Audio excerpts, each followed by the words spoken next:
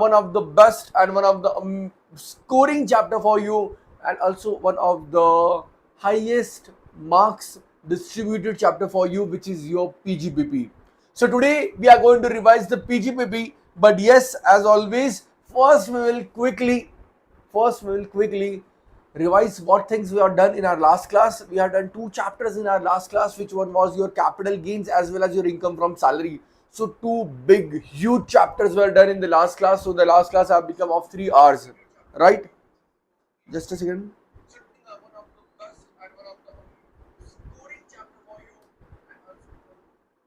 Yeah. So let's quickly revise.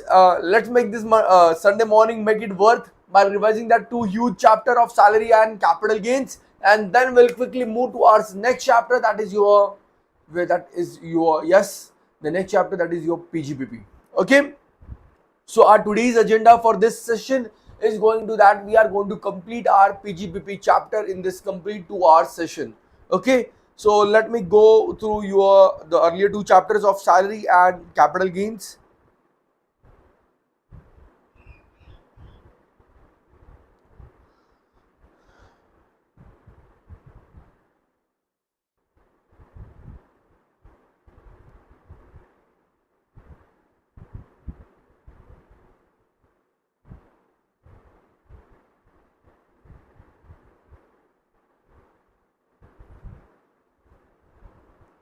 Let's see here.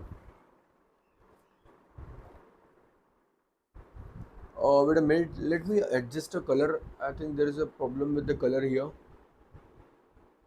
Just give a minute, guys.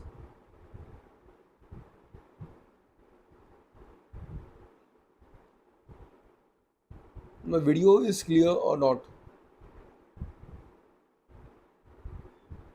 Okay, let it be. I will do it later on. Okay.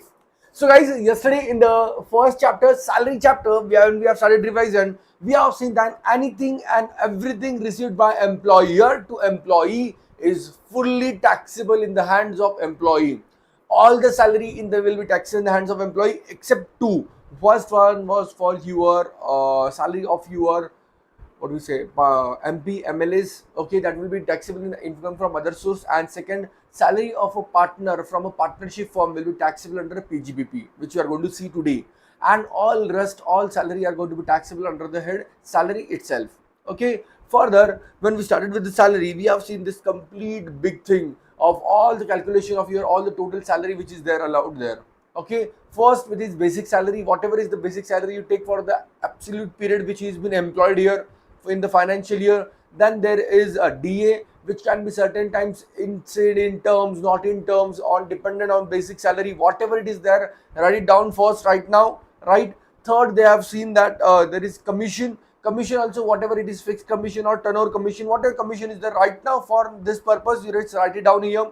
Thereafter, we have seen advance salary or arrears salary. If you receive any advance salary, we know that salary is taxable on due or received, whichever is earlier. So if there is any advance salary, even that is going to be taxable here itself. Okay. Arrears of salary, if any last earlier year's due salary is received now, okay, so that will also be taxable in this year. You will also get a rebate that we'll discuss at the end of with all that 6 steps, right? Further, thereafter, we have seen that there is any bonus will be taxable only on the received basis, because it may happen आपके employer बड़े बड़े वादे करके आपको bonus नहीं दे. And then we started the real chapter that started right from the gratuity. Just give me a second.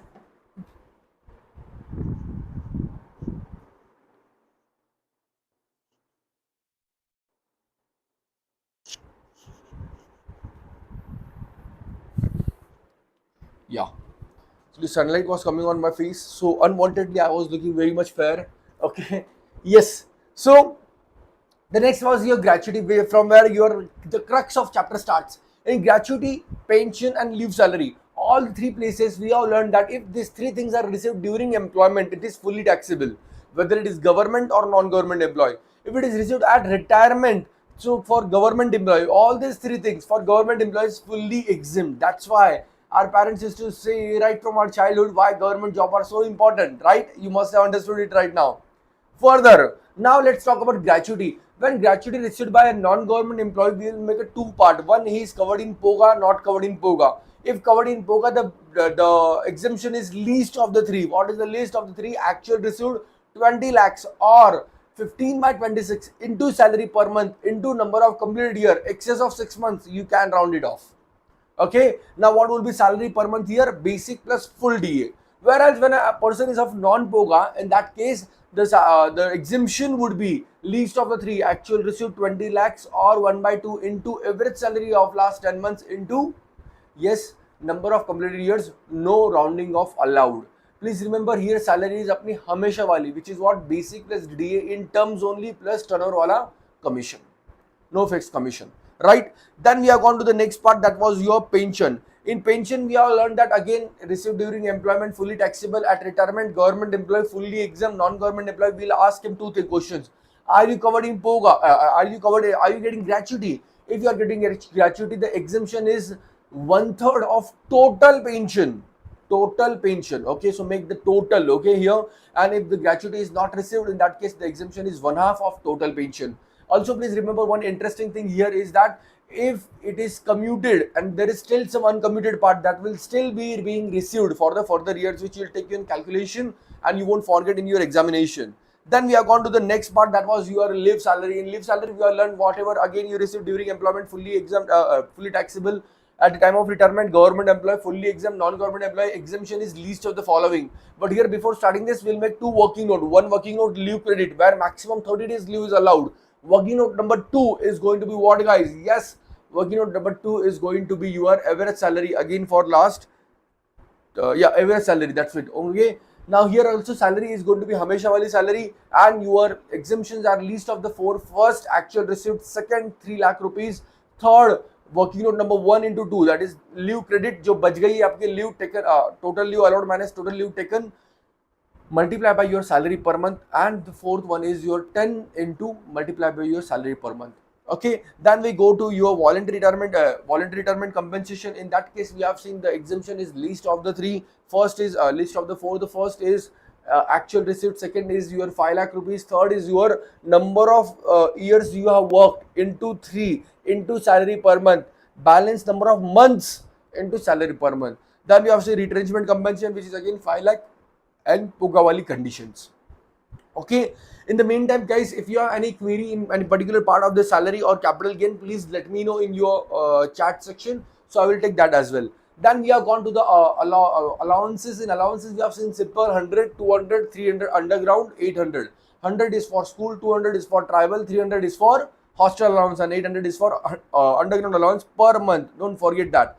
And this is exemption amount. Please remember, in case of school and hostel allowances, please calculate this each children. Okay, for each children you calculate different. ऐसा नहीं है कि एक children का बच गया तो दूसरे children में use करेगी. No. Okay, then there is HRA. In that case, HRA received minus exemption is least of the 3. That is HRA received option 2, 40% or 50% of salary in case of your metro cities.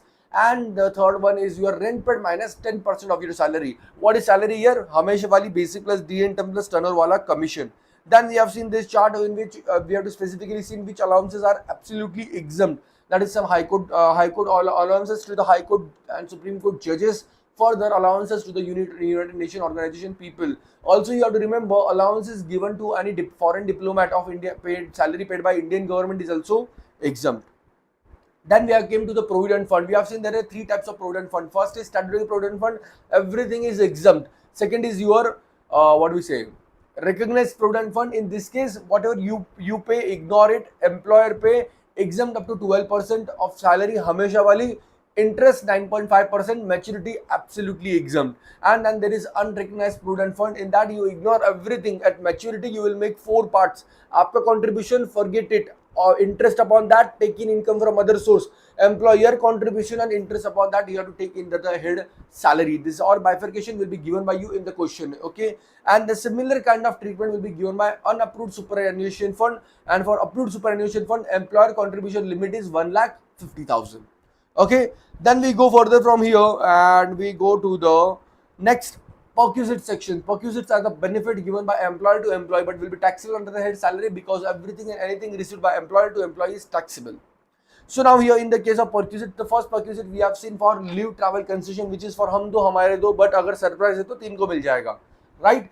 And here for air it is economy ticket, by train it is first class ticket, by bus approved then it is deluxe bus ticket, or else the same distance by the train. That would be going to be your exemption amount. So jitna mila hai minus exemption amount would be this.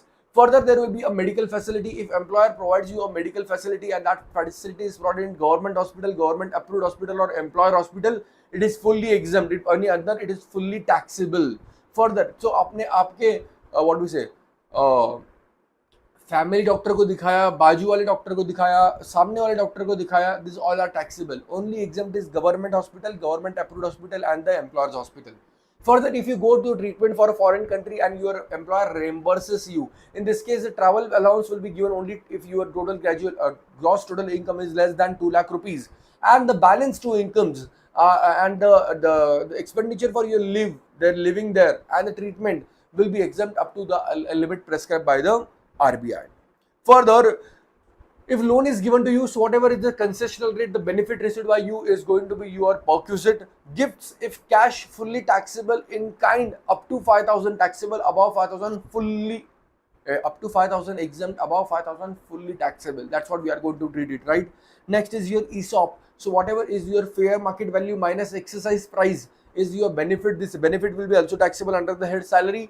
And the next important thing which comes is use of your movable assets. In the case of use of movable asset, if the asset is owned by employer, the perquisite is flat 10%. If the asset is not owned by employer, it is a higher charges. And if the transfer of movable asset is there, in case of car, we'll take WDV depreciation 20%. In case of computer laptop, WDV depreciation 50%. In case of any other asset, SLM depreciation 10%. Also remember, if the employer has given you laptop, desktop, कितनी भी चीजें दी आपको computer के हिसाब से, so these are all exempt to use, but transfer किया है तो you will do WDV at 50% depreciation. Okay, and you'll subtract some consideration if they have charged you. Lunch facility up to 50 rupees is exempt, more than that is taxable. Rent free accommodation is given to you, so here the salary will be always used bad BCM. You remember bad BCM. B is for your basic salary, A for your all allowances, D for your dearness allowance, that is only terms wala, C for your complete commission, and B for bonus as well if it is received during time. So now here in the case of accommodation, if it is government employee, it's very simple, license fee. In case of other employee, it is going to be, if owned by employer, it is going to be a 7.5, 10 or 15% of salary depending upon the population, which is less than 10 lakh to 25 lakh and above. Further, the last one is for your, if the employer has hired the house and given it to you, to higher charges or 15% of salary, whichever is lower will be your perquisite. If also furniture is provided, so please add 10% separate for the cost of the furniture or the higher charges paid by the employer. Further, hotel accommodation is available, so in case of transfer up to 15 days is exempt, above that is given, then it's 24% of salary or your hotel charges, whichever are lower will be your perquisite. Now we come to a very important and very interesting perquisite, that is your car facility. If the car facility is given by employer and you use it completely for personal purpose, so everything is your perquisite, 10% of the cost of the car plus maintenance expenditure plus driver expenditure. But the car is completely used for official purpose, there is no perquisite because आपने पूरा काम office का ही काम किया है. The interesting thing comes into place when the car is partly used for office and partly used for personal purpose. Here what you are going to do is that आप इसके चार केस करोगे. गाड़ी किसकी है? First you will say our car expenditure also are. There is no perquisite यार. Our car expenditure provided by employer. We'll ask him write down how much expenditure you paid minus 1800 or 2400. Further, if the car is of employer, expenditure is also by employer, then in that case 1800, 2400. Car is of employer, expenditure is of employee. In that case, it is 600 and 900. All of this value would be increased by 900 per month. In case of chauffeur, a driver is also provided. Okay, higher limit if the need to remember, in tax on non-monetary perquisite will be exempt. Telephone charges would be exempt. Further, there will be 3 deduction which will be allowed for you in your salary calculation under section 16. The first is your professional tax. So whatever employer reimburses you for the professional tax, add it in the salary, and below how much you pay, minus it. Okay, so employer pays 2000, add it upside, you pay 2500, you subtract 2500 below it. So both the treatment has to be there, then only you will get a marks. You do not need to give a net treatment. Add it upside in the calculation and subtract it from the deduction. The next deduction which you can get is entertainment allowance, but only by the government employee. The deduction will be least of the 3. One is your 20% of only basic salary, 2 actual receipt, or 5000, whichever is lower.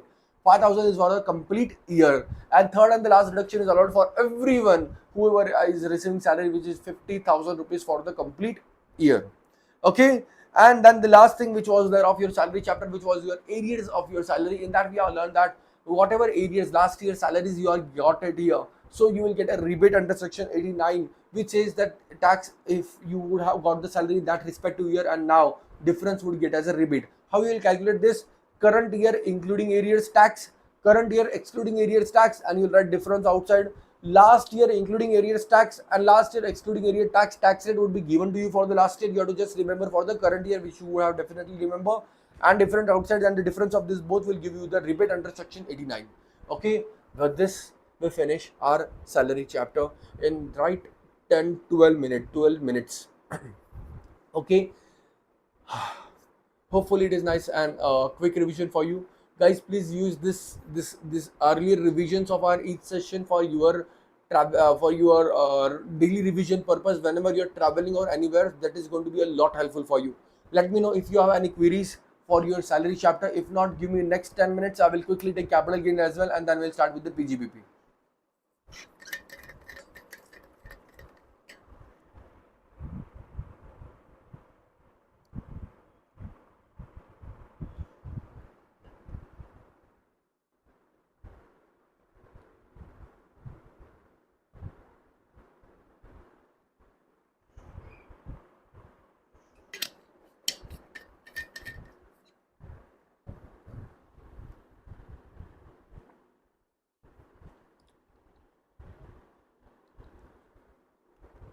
Yes, guys, come on, say me.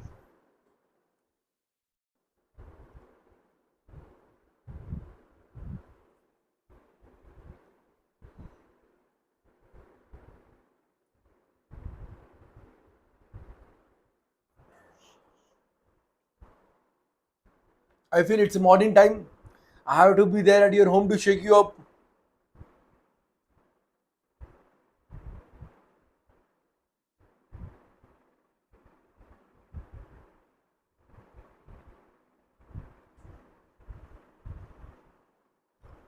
Yes, guys, come on, please message in your live chat. All clear, right? Anything you want, right? Superb, sir. Amazing, sir. We are going good, sir. We know everything, sir.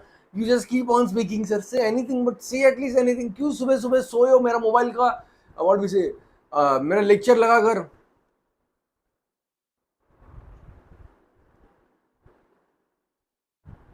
Okay,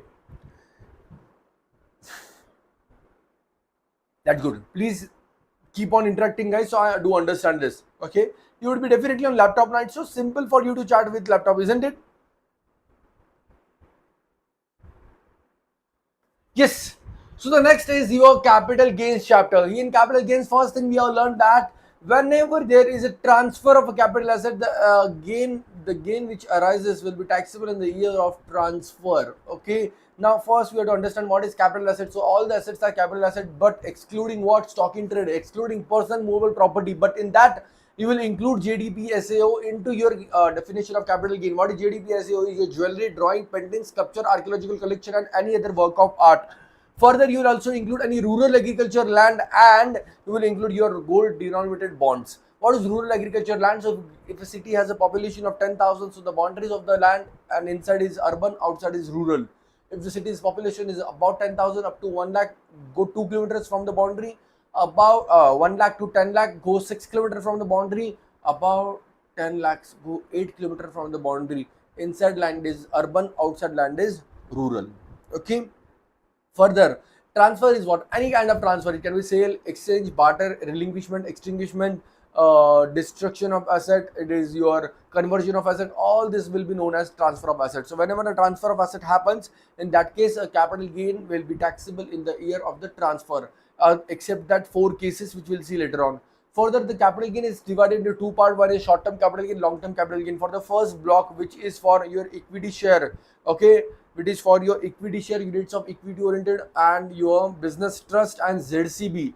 The limit is of 1 year. Next, immovable property and unlisted share, the limit is of 2 years. And last, the all other shares, the all other assets, the limit is of 3 years. So less than 3 would be short term, more than 3 would be the long term. Why we are dividing this? Because the tax rate are separate for all of them. Okay, further we will see how you are going to calculate this. The format for the calculation of capital gain: first you will write full value of consideration minus all transfer expenditure, but please remember, in case of shares, STT won't be as a transfer expenditure. In PGBP it is, here it is not. Then comes your net consideration, and from net consideration, what do you will subtract two things. One is cost of acquisition and cost of improvement, and that will give you capital gains. Cost of acquisition and improvement will be indexed if it is a long-term capital gain. Further, how you will be giving, how will be indexing this? So you will multiply by the CI of the year of transfer upon CI of the year in the case of acquisition or improvement, whichever it is. Okay, the CI for 22-23 is 331, which you maybe need to remember. Any improvement done before 1/4/2001 would be ignored, and there are and any asset acquired before that, you will take fair market value as on 1/4/2001. Further, we have seen one of the beneficial treatment for foreign SSCs is that if they have any gain, and there is also gain because of foreign currency fluctuation, that foreign currency fluctuation gain will be ignored. If there is loss due to foreign currency fluctuation, that will be allowed them to set off against all the other capital gains. There, if there is any self-generated asset, any intangible asset, the trade, royalty, patent, copyright, whatever is self-generated, the cost would be nil. Purchase, the cost would be the purchase cost. Further, if there is any bonus share which are acquired before 1/4/2001, that bonus share cost of acquisition would be fair market value as on 1/4/2001. But if it is acquired after 1/4/2001, the cost of acquisition would be nil. If there is any right share and you renounce this right share, whatever amount you renounce, this will be your capital gain. If there is any right share and you purchase this right share, also you purchase the renouncement right from someone else, the cost of acquisition would be going to be the total one. Okay, thereafter comes into your place is your exemptions. That exemptions of the condition that your capital gain is taxable in the year of transfer. There are 4 exemptions. First exemption is when your capital asset is converted into stock in trade. The conversion year is your transfer year, but taxable year is when you actually sell the stock. Second thing was your claim received for your destruction of any asset. In that case, the conversion year is a destruction of asset, but when you receive the claim, that is your taxable year. The third one is your compulsory acquisition of land. The compulsory acquisition year is your transfer year, but taxable year would be what? It would be your when you receive your initial compensation. If you receive any enhanced compensation, you just subtract the litigation charges. If you receive interim compensation, please wait for the final compensation. Fourth and the last one was when you are there in a joint development agreement, when you give your land in a possession of someone else to do a construction, that is a transfer year. And when land gets completed and you get a completion certificate, that is what?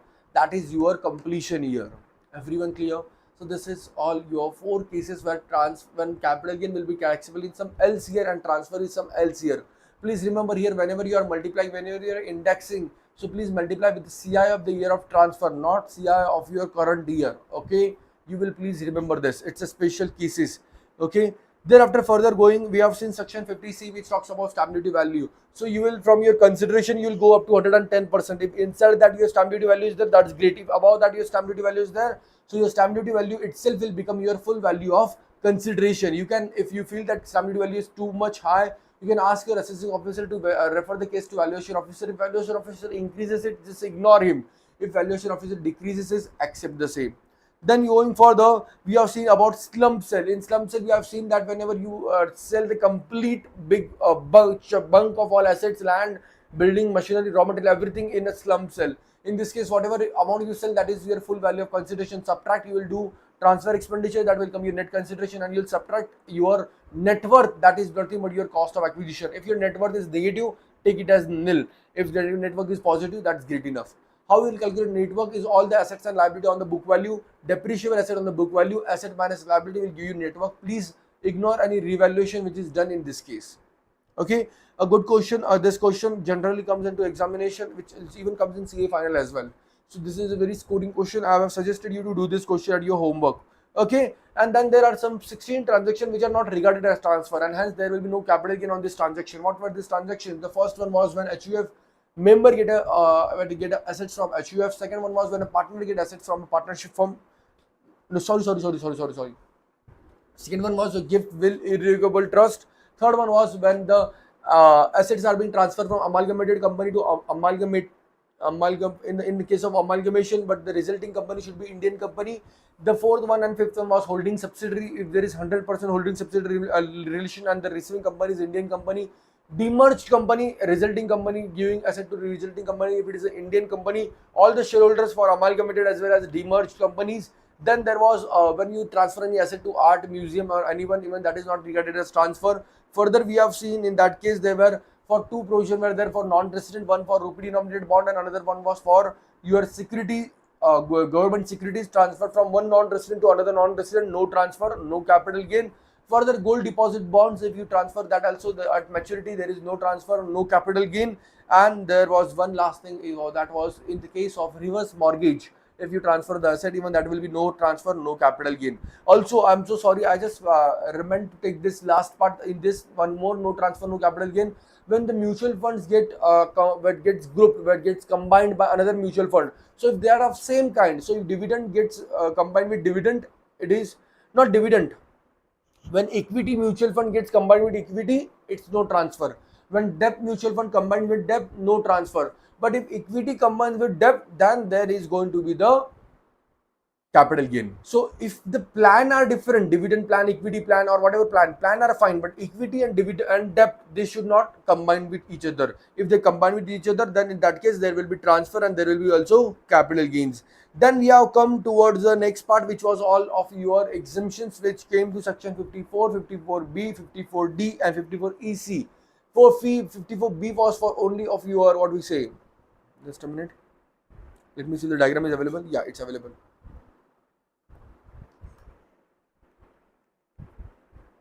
Yeah,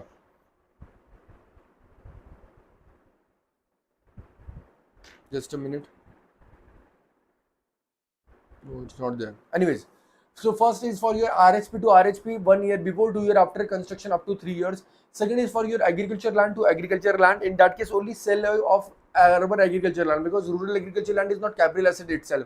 Third one is when you compulsory acquisition of land and building of your factory, so you can acquire new land and building. And the fourth one is your whenever you sell your RHP and you invest and sell any land and building, not only RHP, any land and building, and you invest into what? You invest into the bonds of NHAI, REC, Power Finance Corporation, or your Rail Corporation. In this case, you will have maximum deduction of 50 lakhs, whereas 3 case the deduction would be cost of new asset or the capital gain, whichever is lower. Okay, and the last one was 54F, when you sell any long-term capital asset and you invest into your RHP, including new, you should have only 2 RHP. The deduction is here proportionate, that is your capital gain into your new investment upon your net consideration. Okay, then comes your last part of the chapter, which is your taxation. In case of taxation, we have seen that normally all capital gain will be taxed at 20%. Short-term capital gain will be added to your income tax slab. For equity share, equity oriented units and units of business trust, the short-term capital gain tax rate is 15%, and long-term capital rate is above 1 lakh 10%. Up to 1 lakh there is no capital gain. Okay, so with this we finish this beautiful chapter as well. So guys, it's 30 minutes and we have finished 2 huge chapters. Okay, please let me know your comment upon this. Is everything clear? Are you fine? Is everything going good? How's the revision? How's this rapid revision? Shall I spend this initial time in the rapid revision or not? Let me know certain things. Talk with me. I don't know why you are why you're not so much inclusive while talking. Why? Come on, speak something. Okay, just give me a 2 minutes break and then we'll start with our next chapter of PGBP. That's what our target is there of today. In the meantime, yes, you can definitely let me know how's it going, and see you surely do. Should we do this rapid revision or not?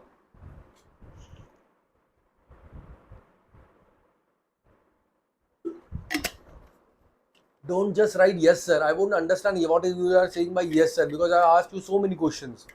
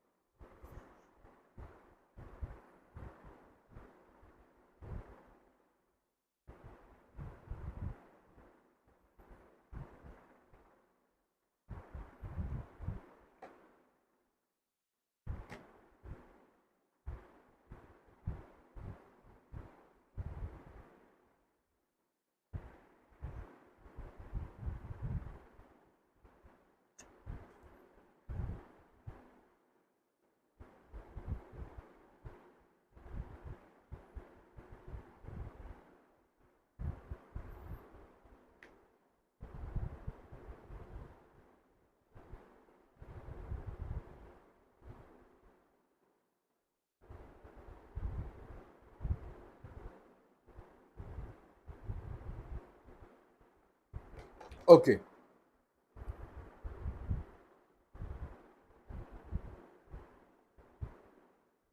Okay. Yes. Shiraksha and Shika, that's perfect thing. Now, what I'm going to do is pay attention, everyone. This rapid revision classes which I had. Okay. What I will do this. I will just cut this portion of each chapter. Okay, I will just download this videos. I will cut the portion of each chapter, and chapter wise I will give this with video if you want with video, or only audio if you want only audio. Okay, I feel it's better if I give it with video as well. That's great. So I will cut this each chapter wise, and I will give this into I'll give this to you. So please just go for my Telegram channel. Unfortunately, I'm myself not able to access it because of my number is that giving a problem. But yes, just a week or so, and I will give you this for your what is for your revision. So just go through my Telegram channel, and if still say in week's time I haven't given the link of all these videos for you on the Telegram channel, do one thing, just message me on the WhatsApp. So I will just create all the links one message for you, and I will send it to you so you can circulate among you, or I will just keep into my WhatsApp profile itself as its business account. I can put it there so you can quickly access from there. You guys would be already having my WhatsApp number where you can ask me your different queries as well. That's 7293292291, because there are many old batch students also, they are also asking me for the same right from your ODP only. So even they want this. So just go for my Telegram channel. The Telegram channel is with the same name, CA Sumeet Maaru. Hopefully you remember my name till now. Okay, so I will put it there as well. So you just join it. So once I put there all the links, it will be available at your touch. I hope you all guys would be having Telegrams with you, right? If not, then you can also further transfer the message in WhatsApp, and you can share in your internal groups as well. So what will happen, this rapid revision is available with you, and please make maximum use of this rapid revision when you're traveling at all such places. It's a lot of use. That's why I used to give for the all last batches as well, and they know the very much use of this. You can ask your seniors, and you can take help of them as well. Okay, so let's come back and let's learn our next chapter, which is your PGBP, profits and gains from business and profession. Now this is the most interesting and the most simplest chapter, because यहाँ पे आपको chapter में सिर्फ plus minus करना है, that's it.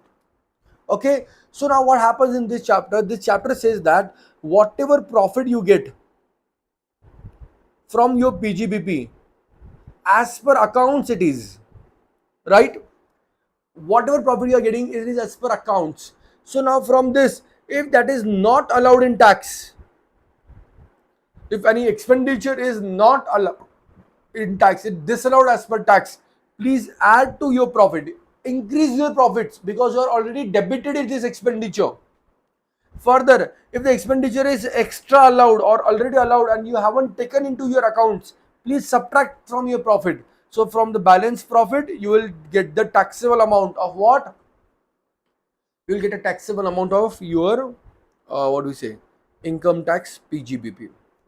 So we simply use accounts profit, and we apply all the provisions of your income tax, and we calculate the profit as per income tax, because that is going to be used for paying the taxes. So disallowed expenditure is already put into P&L. So we are removing the effect. So when we are removing the effect of expenditure, we have to add into the profit. And when you are putting the effect of expenditure, we will subtract from the profit. Okay, and that will give you a final profit as per PGBP, upon which you are going to pay the tax. So guys, now here in PGBP, please always remember, in your 5 heads of income, in all of your 5 heads of income, whenever any income is earned, first you will ask PGBP. Is this income PGBP? Yes, it will be taxable in PGBP. If no, then it will be capital gain or salary. Obviously, salary will be obvious salary, or house property, or income from other source. So always remember, the first door is for PGBP. So anything, if it becomes your business, your income will be taxable there. Okay, now here please remember, when we are talking about business, if any gift perquisite is also received because of the business relationship, even that will be taxable under the head PGBP. Please remember this.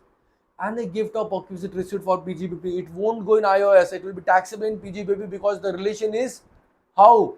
the relation is business relation. Similarly, if any gift you receive in salary, it won't go in IOS, it is taxable in salary only. If you remember, if it is cash, fully taxable. If it is kind, up to 5,000 is the limit, right? Thereafter, further any non-compete fees, okay, and once your assets is converted into your stock in trade and that is sold further, the balance income will also business income. In case of agriculture income also, we have seen when you take your goods and you further process it, after sales whatever you earn, even that will be your business income. And already you have seen some fixed percentage for tea, coffee, rubber, and the coffee only grown and cured as well, and that also there is some part of business income there. If you have received any incentives on your export, that incentive will be also taxable in the PGBP. So there can be an incentive for your exports, like profit on sale of import entitlement license. What is this? So say government has given me some entitlement that I can import this type of goods, and I have sold this license to someone else. That is fully taxable amount I am receiving. Cash compensatory support as duty drawback. So if I'm getting any custom duty drawback, I'm getting this duty return, even that is fully taxable. Profit on sale of duty entitlement passbook. So rather than giving any right to someone, I have given right only for a particular time to someone. Like I have given a right of duty entitlement passbook to someone. I have given right someone to use my duty returns. Okay, in that case, whatever amount I'm selling this, that will be also fully taxable here in BGBP. Accordingly, if you also receive any compensation due to your business, that will be also taxable in business. So in short, I will say, if anything is related to your business, that is going to be taxable in PGBP. Okay. Further, the next is your speculation business. So government has said that whenever income tax authority has said that whenever you have any sale, any see what language they have used here. A transaction which contract for purchase or sale of any commodity includes stock or share is periodically ultimately settled otherwise than by actual delivery. So whenever your contract is settled otherwise by actual delivery, means what happens, you haven't actually purchased it. You just set the transaction monetary. It will be known as speculation transaction. For example, say I have contracted to you to purchase 100 kg of tomatoes when the price were 80. Now the price are 100. So I am not actually purchasing the tomato. I am just giving you the price difference of 20 rupees. Okay. So there is no actual delivery of goods. Here there is no actual delivery of goods. The only thing happened was your what? Just a minute.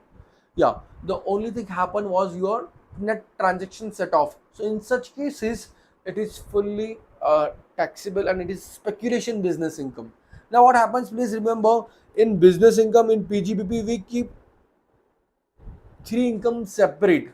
One speculation business income is kept separate, another 34 AD business income is kept separate, and the balance business income comes here. Don't let mix all these three incomes, okay? Keep them separate. Further, but government has said that four such contracts are going to be never be known as your PGBP. The four contracts are: first, hedging contract. Hedging contract is what? In simple, I am worried about in future prices going up. So right now only I am entering into some contract to save that transaction. That is your hedging contract. Next is hedging contract in case of stock and shares. Even that is not speculation. Forward contract. I have done contract with you from today only to purchase something after 6 months or 3 months or 1 month or 1 year. And last one is trading in derivatives through recognized stock exchange. These four things you have to remember as it is, guys, because these four things, even though not settled ultimately with actual delivery, these are not going to be understood as your speculation transaction. Other than that, if there is any transaction, any contract happening without the actual delivery, it is going to be a speculation.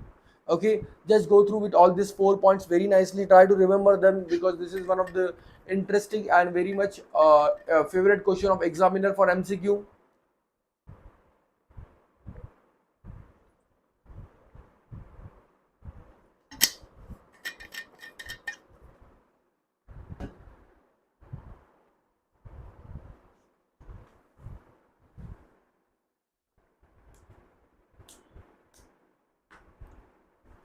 Okay, hopefully you know in detail the meaning of all this contract.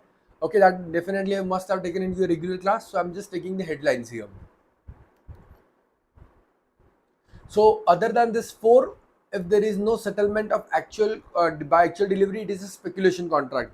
For this four, these are specifically said these are not a speculation contract. Okay, why we are doing this difference of speculation and non-speculation? Because the profit from speculation has to be keep separate, and the profit of non-speculation has to be kept separate. Okay, further now we'll learn about different deductions and how the deductions are allowed. Why we are doing in going in this way, guys? Because see, the PGBP main intention is that you should have all knowledge what is allowed as per income tax and what is not allowed as per income tax. That's what we are to focus upon. Okay, so now we are going to see what things are just what things are allowed and what things are not allowed. So at the end, when we make a PGBP question, we can simply apply all these different provisions there. The first thing we are talking about the rent rates and taxes here. Okay, so please remember here, in the case of rent rates and taxes of your building, so if you are owner of a building, so obviously rent is not allowed, as I myself am the owner of the building. Rates and taxes allowed, insurance allowed, revenue repair allowed. If there is any capital repair, just ignore it. If I am a tenant, in that case all these things are allowed, even revenue repair is allowed. If capital repair are done, please capitalize them. Okay, other than that all expenditure allowed. Same is in case of plant and machinery as well. If it is owned, then obviously rent is not allowed, all expenditure are allowed. If it is not owned, in that case even rent is allowed and all expenditure are allowed. If these assets have been used for business purpose only, okay, and capital repairs are there, then please capitalize the same and claim depreciation. If any asset is partly used for business and partly profession and partly personal use, please proportionate them. So in future, when you will go for your articleship, this chapter is going to be one of the very much important for you to understand, because this is what you are going to practically apply in your audits. Okay, next let's start with the very interesting thing of this chapter, a very important part of this chapter, that is your depreciation. So here we simply see you generally follow WDV method only. Okay, an option of SLM is given only and only to the power unit. So an option is given to them. They can either go for power unit or sorry. They can either go for SLM or WDV. But all other than the power units have to compulsorily go for WDV, return down value method only. Okay, now here we follow this method in the way of same rate, same class. So we make different blocks. Each block will comprise of a same rate and same class of an asset. Okay, so guys, here see, if the SSC is in the that we'll see later on in the chat, we already seen this. Yeah, so what are the different blocks of asset, how they are what are different classes of asset? The first class of asset is your building, another is your furniture, another is your plant and machinery, and there is intangible. So these four are different classes of an asset. Each class of asset will be respectively be made in a different block, and in that each class as well, if there are different rates, the separate blocks will be made. So building, furniture, intangible assets, and plant and machinery. Okay, this is going to be the balance block. So if anything is not here, here or here will come here, just like books. Okay, so these are the different rates. Just go through with all these rates. You must be already knowing. Building, if it is commercial building, it is 10%, residential building 5%, if it is temporary structure 40%, furniture and fitting 10%, intangible asset 25%, plant and machinery generally 15%, but if you're in business in the higher, then it is in 30%, ships, aircraft 20%, aircraft double 40%, computer laptop 40%, books, all books nowadays 40%. Just go through with this range, guys.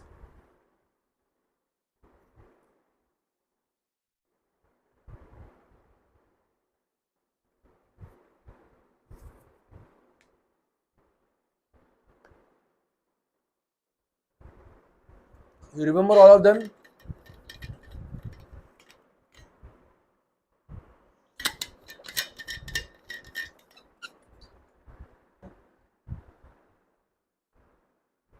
Okay.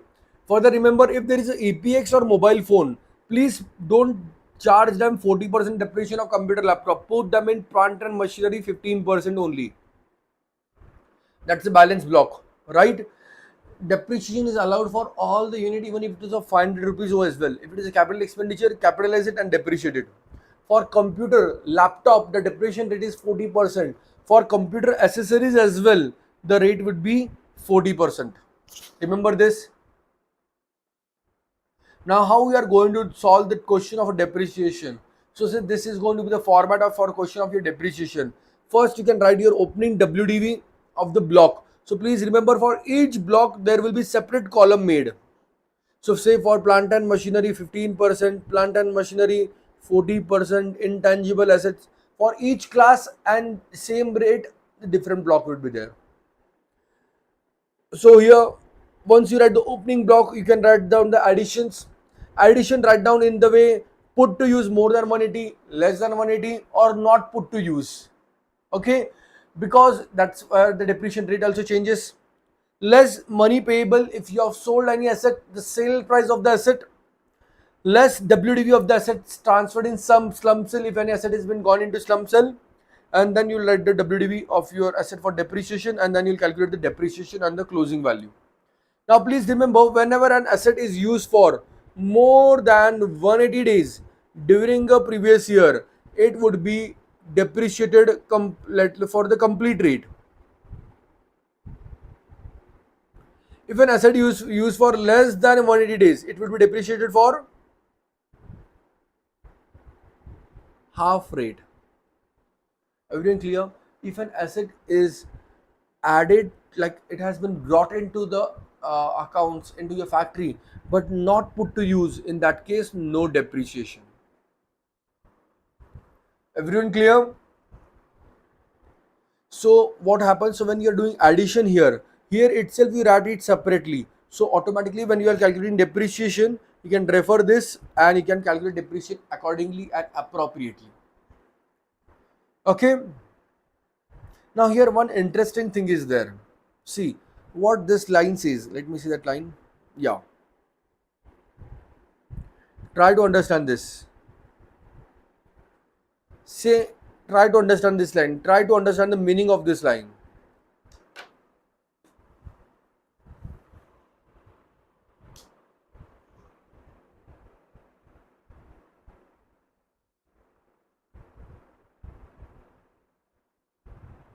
Oh, sorry, not that. That's very simple. Try to understand this one line. It's very interesting. Read the line carefully and try to understand the meaning of this, guys.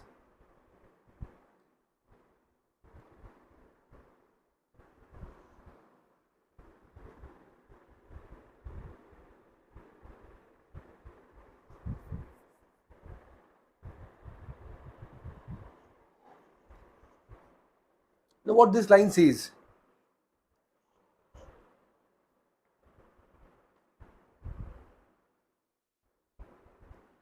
This line says that, pay attention everyone, a very interesting thing. If you know, that's great. If you don't know, pay attention now here. If I acquired an asset in previous year, say 22, 22, 23. Okay, and I put to use asset in the same year for more than 180 days. So full depreciation, we know this. We put to use asset in the same year for less than 180 days, we know half depreciation. If not put to use, we know no depreciation. We know this, right? So now the asset which was acquired in 22, 23 but not put to use, say put to use into next year. Next year, if it is put to use even for one single day, it is put to use on 31st of March, still full depreciation, because this line says that the half depreciation is allowed to an asset in the year when it is acquired and put to use in the same year for less than 180 days. If it is acquired in some else year and put to use in some else year, in that case in the other year it is going to be fully depreciated. It is going to be fully, what we say, it is going to be fully depreciated. Yes, correct, even for a single day. Sir, it is not even put to use in 23, 24. In 24, 25 it was put to use, so no depreciation here. and in 24-25 full depreciation. Everyone say me, you have understood this provision, or shall I give you one more example? Come on, quickly say me. The provision, what this says that when an asset is acquired and put to use in the same year, that year we will take a half depreciation. If it is put to use in some else year, in that case what? In that case, we will take complete depreciation, even for single day.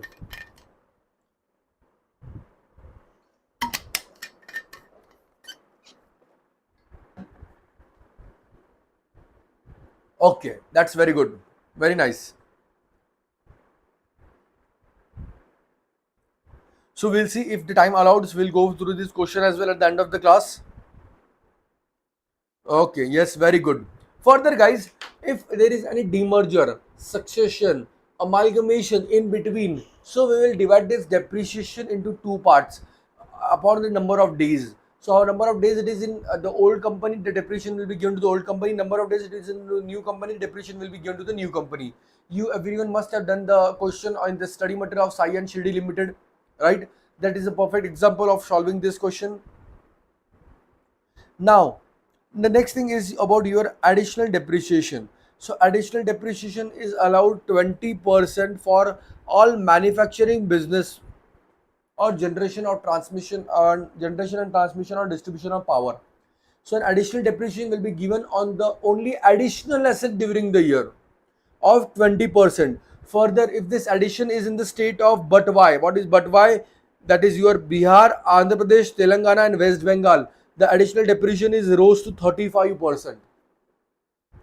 Also remember, if the asset is being used for less than 20 days in current financial year, and in that case, half additional depreciation will be allowed here and half in the next year. Here comes one of the general adjustment wala question by institute, which they say that half depreciation was taken in the last year. Now what to do?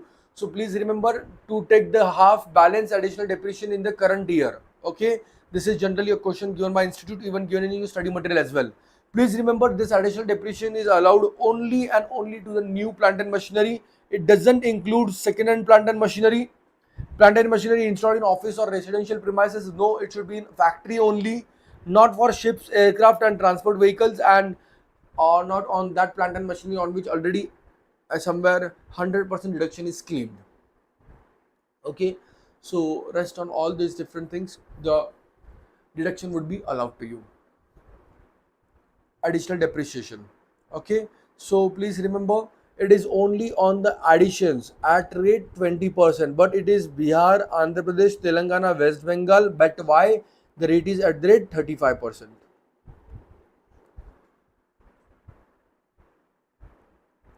Okay, now what your cost of asset is going to include? So see, it is going to include installation expenditure, cost of asset, obviously all transport expenditure, trial run expenditure as well. From this trial run, if you earn some revenue, that has to be subtracted here only of trial run. Taxes and duties, if ITC is not available, ITC you must very much nicely be aware about now.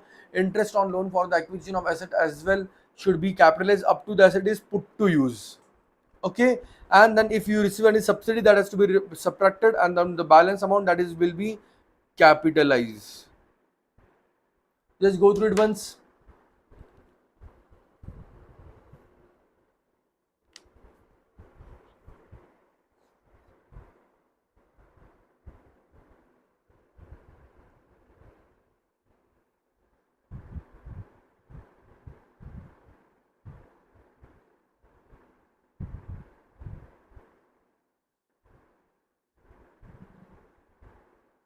Everyone clear?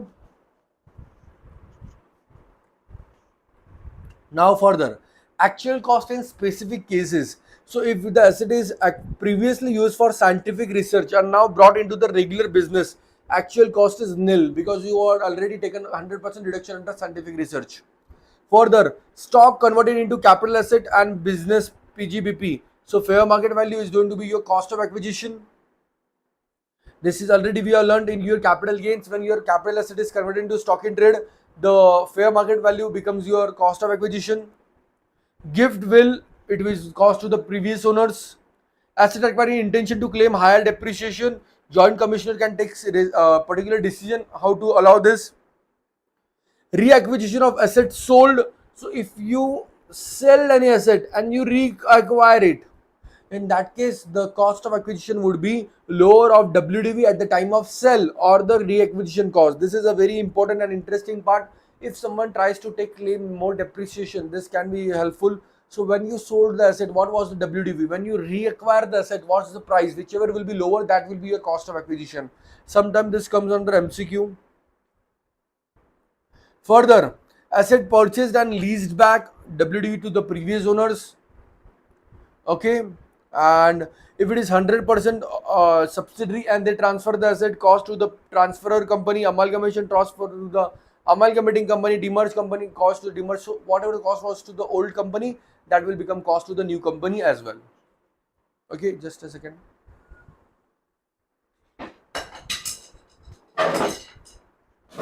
Yeah, if you receive any grant subsidy, that has to be reduced from the amount. Okay, so these are certain important things, and if it is already claimed under 35 AD, the cost would be nil here.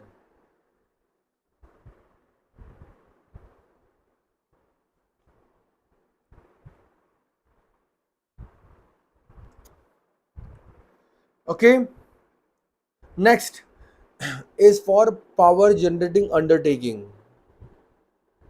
So if any entity is a power generating undertaking, in that case, they have an option. They can go either WDV or SLM method. Okay, if WDV method, then they are going to use the block of asset that is same class, same date of asset. But if they come under SLM method, then in that case they have to individually depreciate all the assets. Okay, depending upon the life of the assets. Now, interesting thing come into picture is that if they sell this asset during the previous year, which has been depreciated on SLM method, so see what will happen here. Pay attention in this example. Say actual cost purchase was of 100, we have depreciated it for 2 years, and now the WDV is 80. The WDV is 80, and if you sell this asset for 72, so there is in fact a loss of 8 rupees. Okay, so this 8 has to be taken as a terminal depreciation. See, now you purchase it for 100, now the WDV is 80, you are selling it for 72, so there is in fact loss. It is more less than what it's in fact less than your WDV. So this loss has to be treated as terminal depreciation. So depreciate the balance amount and bring it to the current value. Next, if say rather than 80 you are selling it for 89 above WDV. So how much will be above WDV? That will be taken as balancing charge as PGBP income. Okay, and say if it is sold for 117, so up to the cost would be balancing charge, PGBP income, and balance would be taxable under the capital gain. So I'll just give an example here. This is important by as this is also one of the interesting thing to ask in MCQ questions. Pay attention here. See, the cost was 100, right? The WDV was 80. If you sell below this, it is going to be known as terminal depreciation. Please remember the terminologies. That is going to be debited to the P&L. If you sell above this up to here, it will be known as balancing charge. Okay, and this will be, wait a minute, let me write down it nicely so you can copy it down as well.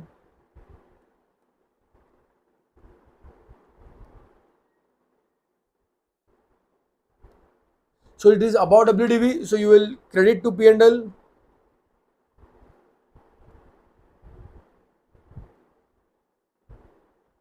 And if it is above this, so इतना amount तो आपका balancing charge में जाएगा, और ये जो भी above cost है it will go under your capital gains. Understood everyone? Just copy it down if you want. Sell of asset by what we share SLM following method. Just copy it down if you want. That is for power companies. I will just fill my bottle and back in a minute or so.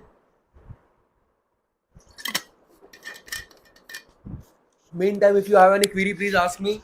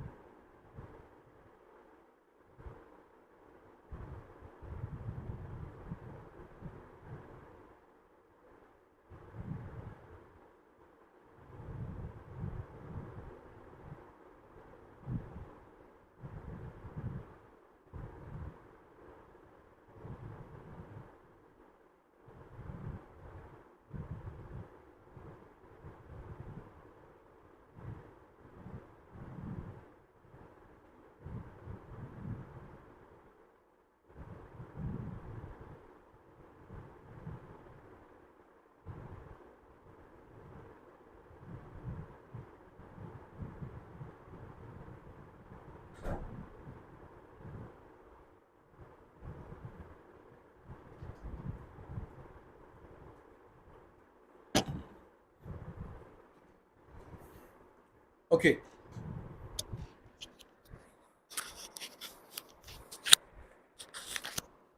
Similarly, guys, now here the next capital gain calculation we will see in terms of depreciable assets for WDV method. So here the capital gain will be calculated only in certain cases. What are the certain cases? Pay attention. When case 1, see here example only, example we'll go through. Say opening block of WDV was 6 lakhs and there were 5 assets. We have added 2 more into this. Now excuse me, we have total 7 assets at 8 lakhs and we have sold this for 5,20,000, all 7 assets. So now if in the block there is no more assets, in that case we will calculate the depreciation, capital gain. So if block ceases to exist, then we will calculate the capital gain. Next method. Here in the another example you can see again the asset are ceasing to exist, but this time you have sold this for more than WDV. So in this case there is capital gain, and this case there is capital loss. Got it? So see, one case, if there is no asset, calculate capital gain. There is WDV but no asset, capital gain would be there. No WDV, no asset, capital loss would be there. WDV is there, but that's the gun. Okay.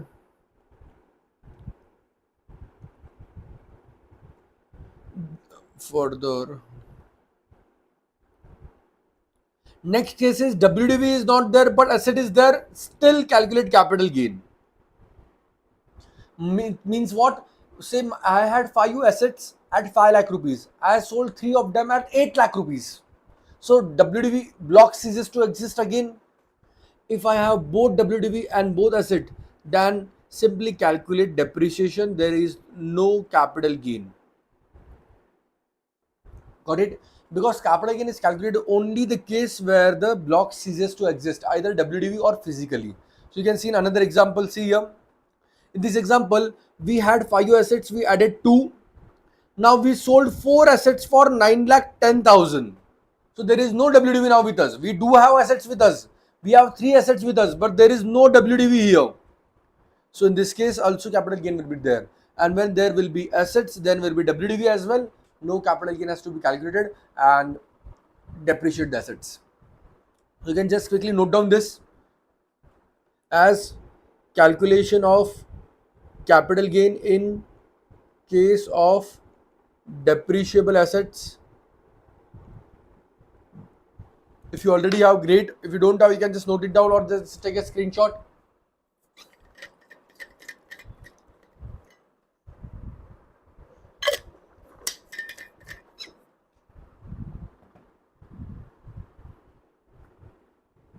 I don't know why it is so unclear today.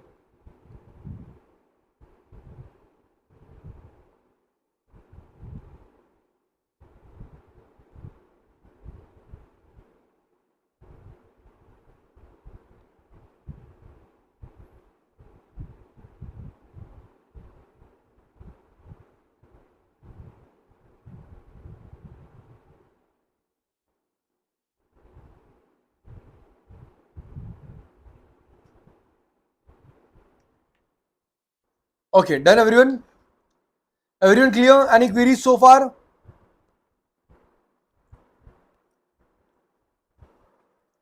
Okay. Now, if you have taken any loan, in that case, if this loan is taken for new company or new business, that is going to be, if it is for up to the date of production, you will add to the actual cost of asset. After that, you will add to as a revenue expenditure in P&L. So for asset as well, up to you put to use the asset, the interest on this loan will be added to the cost of asset. After that, it will be debited to the P&L. Okay. Further, if any asset is used for partly personal and partly business use, in that case, what will happen with depreciation? So we will also depreciate it only for the purpose of depreciate it proportionately. So see, an example is given here. A car is 60% used for business and 40% used for personal purpose. So see here, total depreciation comes to 60,000, but we will allow only the business wala depreciation. Personal depreciation. Another one, you are doing the research ongoing parallelly with a business. So if you are doing a research before starting a business, maximum 3 years before commencement of business, research expenditure is allowed to you. Okay. Further, in that also, in revenue expenditure, only salary excluding POX is allowed to you. No other revenue expenditure is allowed to you. In capital expenditure, excluding land, all other expenditure is allowed to you. So if I am doing any research before starting of any business, up to 3 years only expenditure is allowed to me. Further, in revenue only salary without POX, and in capital other than land everything is allowed. Everything clear? Next, when I'm doing business all together with research all together with the business in-house again. Now here this have been changed. In these cases, in this all the cases, the expenditure is allowed for revenue 100% and for capital other than land 100%. So all revenue expenditure are allowed. If you are doing research with ongoing business, 100% expenditure are allowed, and for revenue, and 100% for capital as well, excluding land. Everything clear? So this were earlier 150, now they are restricted to 100 only. And then if I'm donating it to someone someone are there, just pay attention here, just a second.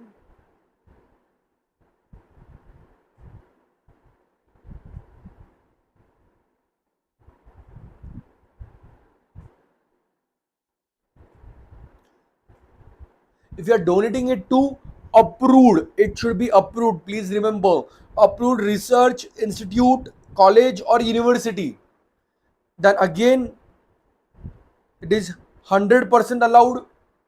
Okay, if it is donated to IIT National Laboratory or any IIT institute, 100% only allowed. Approved Indian company as well. Sometimes you forget this condition. To an approved Indian company also you can donate. That for scientific research only, there also you will get the 100% deduction here.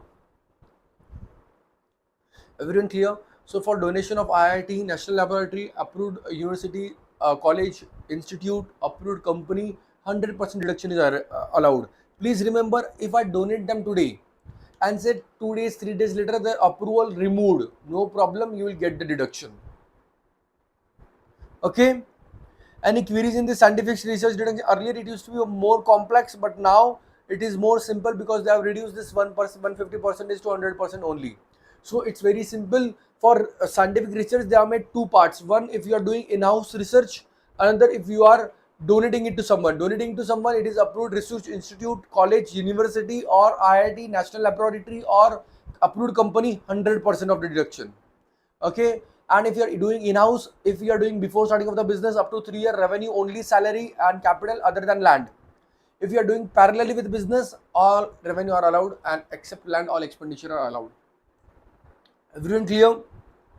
Further, the next part of this, now once you take deduction here in your scientific research, if you bring this asset into some other business of yours, the cost of acquisition would be nil, as you have already taken all the deduction here in scientific research. Okay. Next has been reduced. Next and very important things come under section 35, specified business.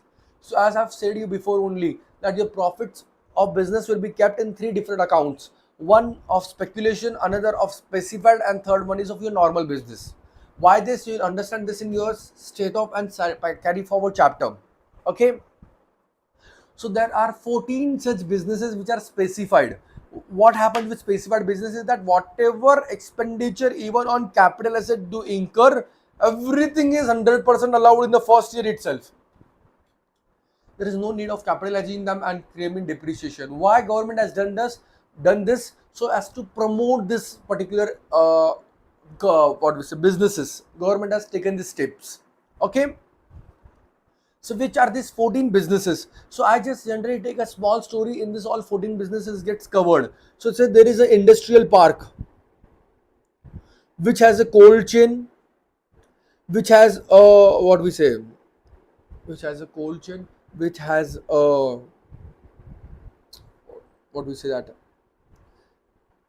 warehouse for agriculture product, a fertilizer factory.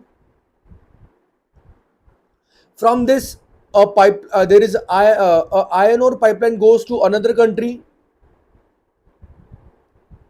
Okay, and the employees of all this lives here in a slum here.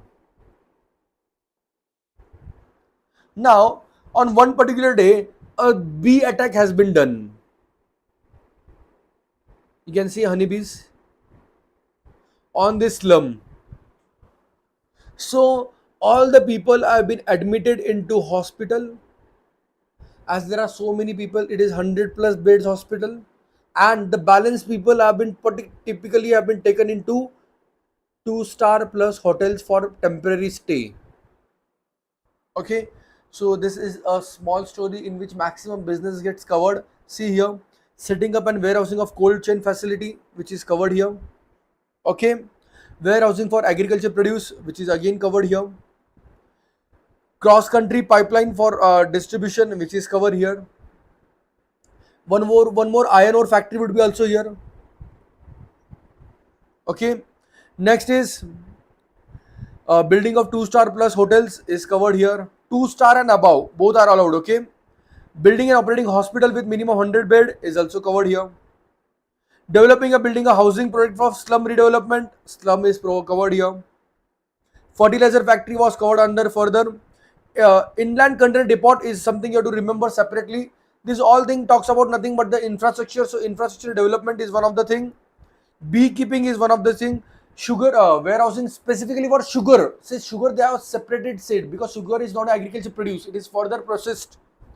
Land or iron ore, setting up semiconductor wafer factory and developing infrastructure. So see, this 14 business are covered. So all this business plus infrastructure and fabrication unit, this two, your all businesses will be covered in this story. Yes. So please try to remember this 14 businesses. What will happen in this 14 businesses? Whatever amount you invest, you will get deduction in the first year itself, 100% deduction. No need to wait and capitalize them and claim depreciation. Just go through with the list once. You do not require to remember this years, guys. It's very difficult for you. Just remember the name and the percentage. Percentage are same for everyone. So just remember the name of all the businesses.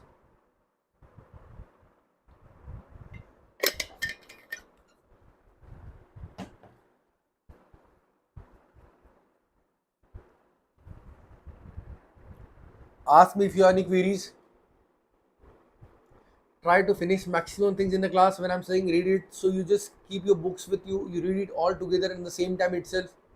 That would be very much helpful for you guys.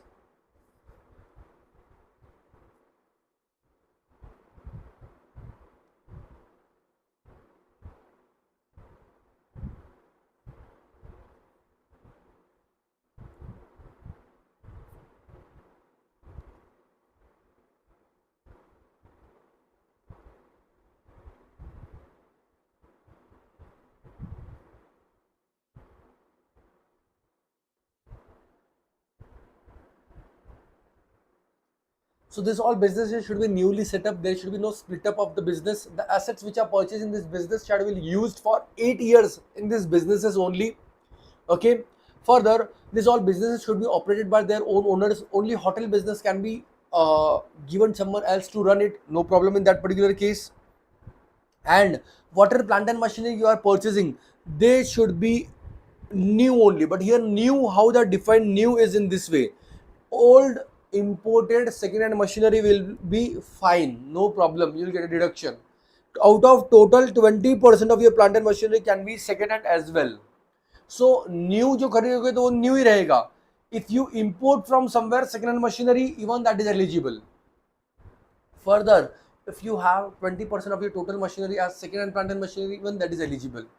So if you invest into any of this business, you will get 100% deduction in the first year itself. If you invest anywhere by paying more than 10,000 in cash, that is not allowed. Okay. If you are building cross country pipeline, please let other guys also use this pipeline. Do solve this Suraj wala question. It's very interesting and good question, which gives you a highlight about the hotel thing, how hotel profits and this will be deducted. Okay. Next thing, if you pay any insurance premium for stock in trade, fully allowed. Health insurance premium for employees, fully allowed. Bonus or commission to employees, again allowed only if it is paid. Okay, that's what again we'll see in section 43, which says that certain deduction allowed on only payment basis. Okay. Further, interest we have already seen. If there is a Z coupon bond, zero coupon bond. Now what happens with zero coupon bond? Pay attention. Zero coupon bonds are certain bonds on which you do not require to pay interest annually or periodically. Here the owner or the investor gets the return in the price of the bond itself. For example, if I issue a bond at 90 and I redeem it at 110, so in the price of bond itself, the person earns 20 rupees, right? So now if I'm a issuing authority who is issuing this bond, what is the cost for me for this bond? The cost for me is 20 rupees. So this 20 rupees will be divided into the period of the bond in which it was exist. So if it is for 2 years, this 20 rupees will be 10 each year. If it is for 3 years, it will be accordingly for each year. If it is for 5 months in this year and the 5 months in next coming month, so proportionate. In short, how many days were there it is in your period, you will take only proportionate discount there. Okay. Now further, another interesting thing with the point of view of the employer. So with the point of view of employee, we have already seen how much is your provident fund, recognized provident fund, statutory provident fund is exempt. In the points of your employer, when employer also gives a contribution, so if employer gives a contribution for statutory provident fund, recognized provident fund, approved superannuation fund, approved gratuity fund, so see all good names. These are all allowed. If we use unrecognized provident fund, unapproved superannuation fund, unapproved gratuity fund, not allowed. Just go through this. This can be one-liner adjustment into a PGPP question. Very simple. If this approved, recognized है, तो allowed है. नहीं है तो not allowed है, add that back to the profit.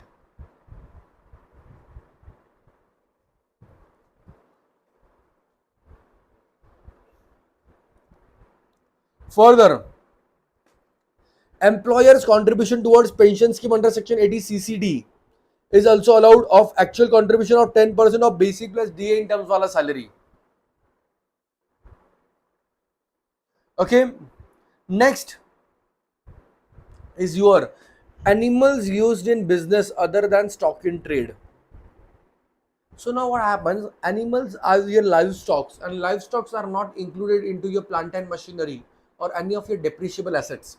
So what do you do with that? So when you purchase them, you just capitalize them, and whenever they become permanently useless or they death occurs to them, so the complete amount will debit it to the P&L.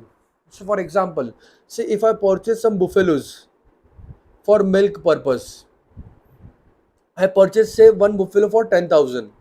So right now I will capitalize them. No depreciation has to be charged yearly. Say after 5 years it died. So all 10,000 will be debited to the P&L.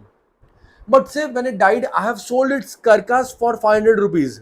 So debited would be only 9,500, the net amount. Okay.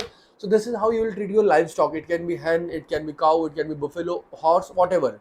So if they are either dead or they are not useful for the purpose what you have purchased them for anymore. For example, if you have purchased cow but she will not give milk anymore, that time you can depreciate it. You can directly put into the P&L, not depreciate it. Okay.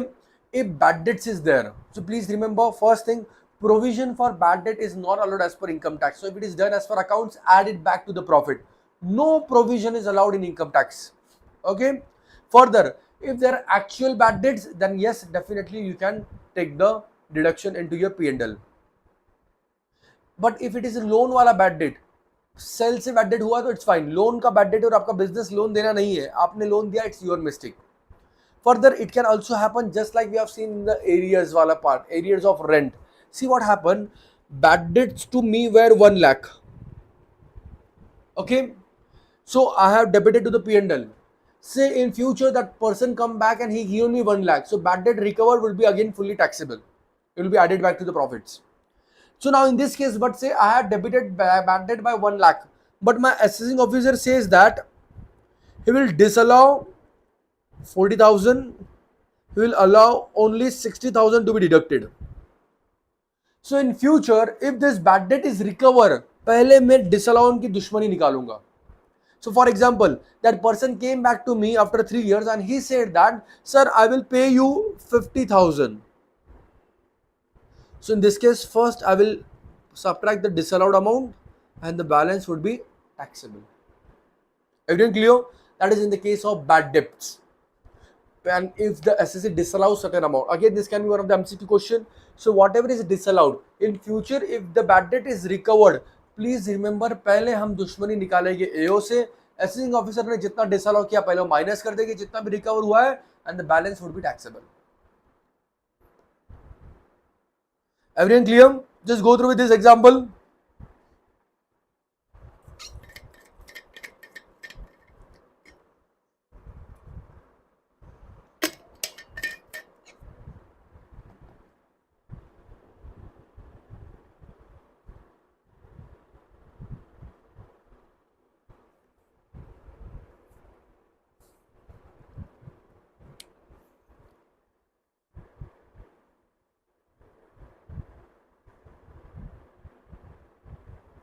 Done? Okay. Next, expenses on family planning. So if a corporate company, Indian company does expenditure on family planning, revenue expenditure 100% allowed, capital expenditure allowed in 5 equal installment. STT CTT paid on sale and purchase of your shares and that is your business. In that case, this is allowed in PGBP. So you remember, if it is your capital asset, it was disallowed in your capital gains. But if it is your PGBP, it's your business, then this sale and transfer and the security transaction tax and this tax are allowed as an expenditure here. Okay. Thereafter, CSR expenditure, the CSR which you do as per section 35 of your Companies Act, even though you do with the Companies Act, but for income tax purpose, it is not allowed.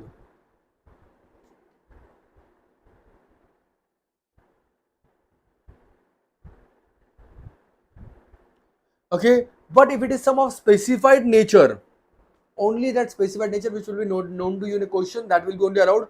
Other than that, no CSR expenditure is allowed. Okay. Further, allowability of following expenditure: advertisement in the brochure of newspaper, pamphlet of political party is not allowed. So if you do any advertisement in the brochure, generally do advertisement, whatever advertisement you have to do, it is allowed. But if you do in the brochure of any political party, that is not allowed. You will get a separate deduction in deduction chapter that we'll learn there. Gift to employees is fully allowed. You can pay how much ever gift you want to give them, but please remember it will be added them to in their salary. Puja expenditure, customary expenditure allowed. Expenses incurred by CA for attending CPA seminars allowed. Dividend distribution tax not allowed. Okay, because dividend is appropriation of profit. And provision of loss, everything not allowed. Further, if you do any such expenditure from your capital get risen, like IPO, FPO, right shares, they are not allowed. Other than that, buyback, bonus, debenture of share, this expenditure are allowed. Okay. And interesting and very important part here, taxes. If you pay direct tax like income tax, not allowed. Indirect taxes are allowed. Interest upon any of this income tax, not income tax तो कोई भी case में allowed ही नहीं है, it is direct tax. But indirect tax का interest allowed है, but penalty is not allowed, that is penal in nature. So see guys, if you are getting penalty in certain contract, that is allowed as expenditure, but penalty for the breach of law is not allowed. So if there is so income tax is anytime anyway not allowed to you. But if there is any interest on your indirect taxes, that is allowed, but penalty will be never allowed because it is a breach of law. Breach of contract penalty allowed as a debited to P&L, but breach of law penalty will be not allowed to you. Everything clear? Next is your any freebies by pharmaceutical companies is not allowed. Why not allowed, guys? Freebies. Now what happens many times, pharmaceutical company gives certain medicines or certain what do we say, certain perquisites to doctors. They give them foreign trip, they give them certain gifts. So this, as per doctors ethics, are not allowed to be taken. That's why this is not allowed to pharmaceutical company to debit to their P&L. Interest on loan taken for payment of income tax also not allowed. Tax audit fees on litigation expenditure is allowed. Premium paid by firm for key man insurance policy is allowed.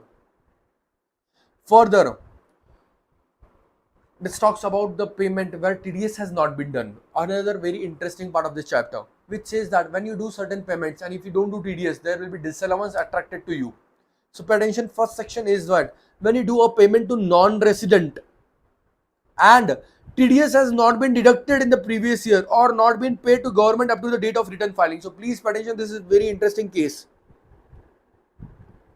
So we are in the previous year 22-23, right?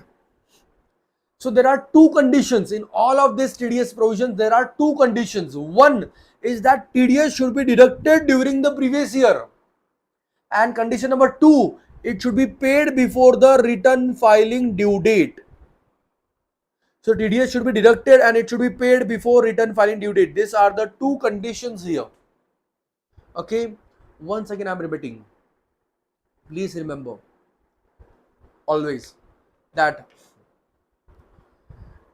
TDS should be deducted, that's one condition, and TDS to be paid before return filing due date, that's another condition, and both has to be done.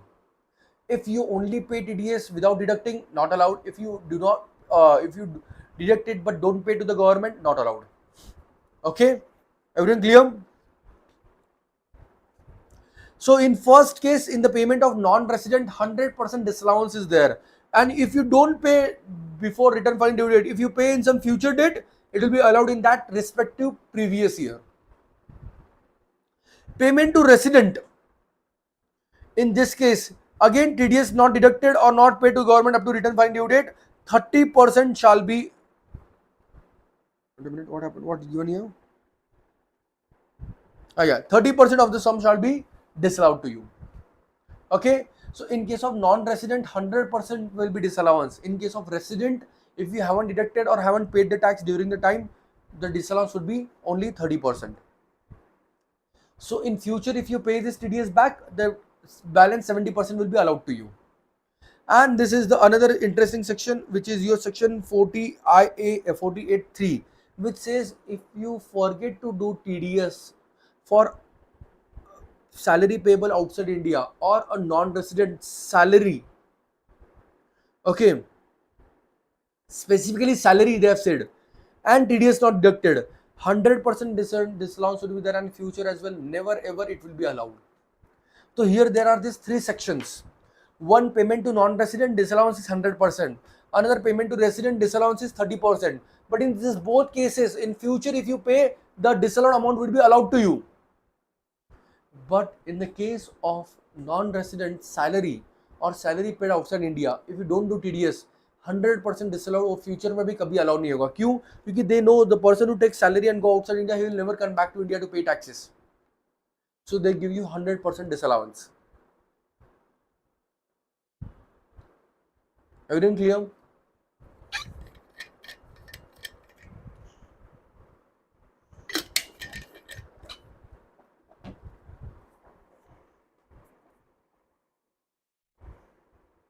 So, and for all these three sections, TDS need to be deducted and paid before return fine due date. Okay. Also remember, TDS अगर आपने इसके बाद deduct किया तो भी नहीं चलेगा. It should be done before in the financial year only.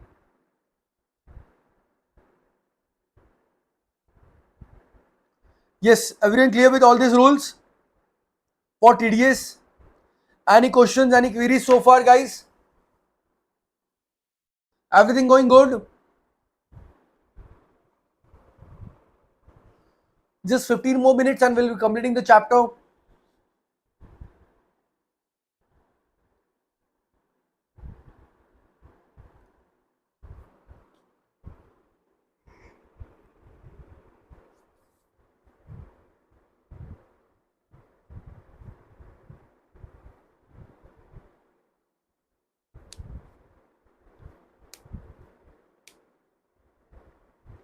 Okay. Now the next part of here is your this very important part, because always from this part a question comes into your PGBP. What this part says, that whenever you do a payment to your relative which is unnecessary, extra payment, so this extra unnecessary payment would be disallowed to you. Who are your relatives? For an individual, the relative will be spouse, mother, father, brother, sister, and linear ascendant and linear descendant. For HUF, their member and their relative. For firm, partner and their relative, directors and their relative, for company, and AOP BOI member and their relative. So if you pay to any of them any excess amount, this will be disallowed under section 40A2. I will suggest please remember this, because it is much super hit question which is generally asked in PGBP. So A2, 2 means relative, 2% होने चाहिए ना, so like that you can remember. Okay. Next, also if you pay them substantial interest, extra interest, whatever it would be there, that is also disallowed. Holding to subsidiary and subsidiary to holding are also known as relative, and even having substantial interest is also an relative. Okay, and if you pay them above more than necessary, this will be disallowed. Further, another important provision, 40A3, the next one, which says that if you pay single person in a single day for a single transaction more than 10,000, fully disallowed in cash. So can I pay to 1,000 different person 10,000 cash? Yes. But to a single person in a single day, not more than 10,000. Can I pay a single person 365 days every day 10,000 cash? Yes, I can. But again, not single person in a single day 10,000 more than 10,000 in cash. Are you understanding? So single person in a single day, we can give him multiple days, chalega. Multiple persons, chalega. But single person, single day, about 10,000, nahi chalega. If it is there, then please debit it to the P&L, please add it back to the profit. If the person is transporter, then the limit is 35,000.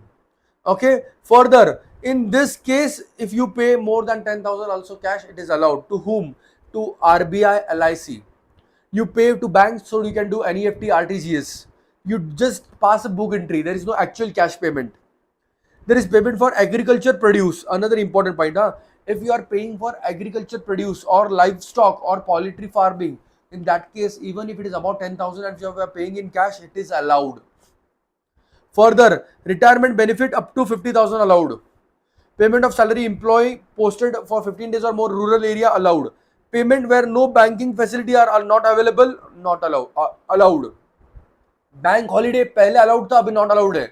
Even if you pay more than 10,000 on a bank holiday, it is not allowed. Payment is made by an authorized dealer or money exchanger, in that case allowed. So these are some of the exceptions to your rule, section 40A3 mentioned in rule 6DD. Just go through these exceptions. Other than that, if you pay single person single day more than 10,000, it is fully disallowed.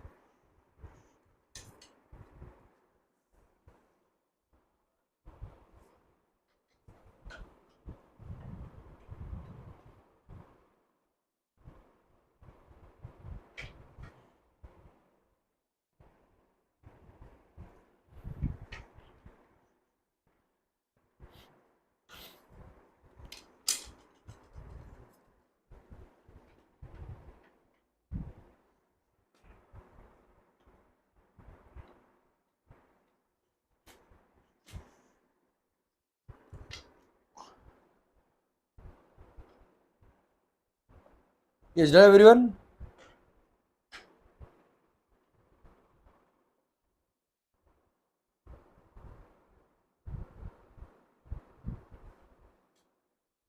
Okay.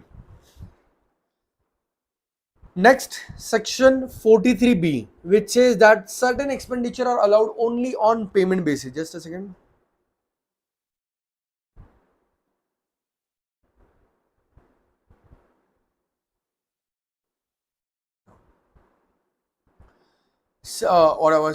Certain assets, certain payments are allowed only on payment basis, not on accrual basis. Why it is like this? Because government want to make assure that you pay this. Now the payment has to be done. See here, if it is 22, 23, the payment has to be done before return filing due date.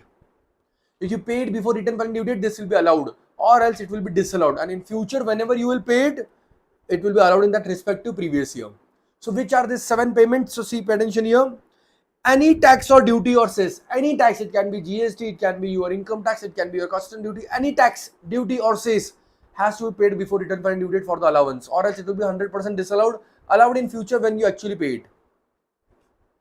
Next, employer's contribution on statutory provident fund, recognized provident fund, approved gratuity, वो सारे अच्छे अच्छे जो fund थे ना जो allowed थे. If employer do this contribution before return filing due date, then and then only allowed or not allowed. Further, bonus or commission to employees, that is also allowed on the paid basis only. And if you remember, in the salary income, it is allowed on only receivable basis. Next, interest on loan to any public financial institution, financial corporation, state industrial investment corporation. So if you paid them any interest, this interest is allowed, again not on accrued but on payment basis only. Further, leave encashment. So you can remember, guys, 3 things are for employee. Okay, 3 things are for employee. One is your employer's contribution to recognized provident fund, statutory provident fund, and so on. Bonus, commission. Another is leave encashment. Right? 2 are for government. How government? One is your any tax duty cess. Another is your railway ka payment. And 2 are for banks. One is for interest and for banks and interest on NBFCs.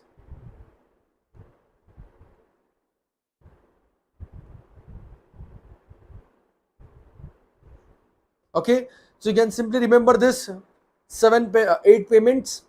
2 for government, tax duty cess and railway use of railway assets ka payment. 3 for employees, that is bonus, leave encashment and your RPF, SPF, whatever it is there. And 2 for your banks, one is for NBFC and another is for your public financial institution for their interest payment. Just go through this one, try to remember this. Again, very important thing. So what happens in the PGP question, these are 1, 1, 2, 2 marks adjustments. So you keep on doing this 1, 1, 2, 2 marks, you keep on getting this 1, 1, 2, 2 marks easily.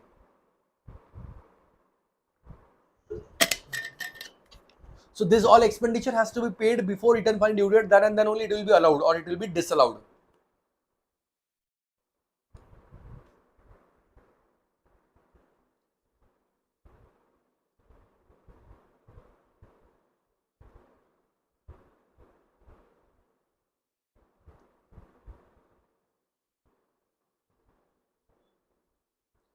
Everyone clear? Any queries so far? Now the last part of this chapter is remaining about presumptive income. We'll do that and that PGPP is also done.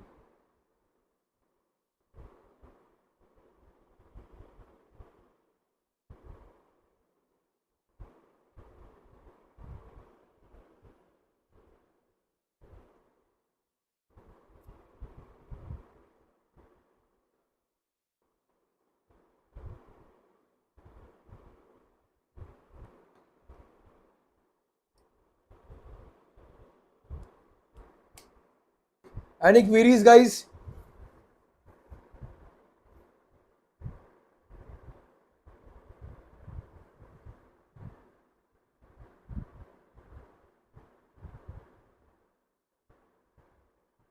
Okay. Let's go to the last part, guys, now.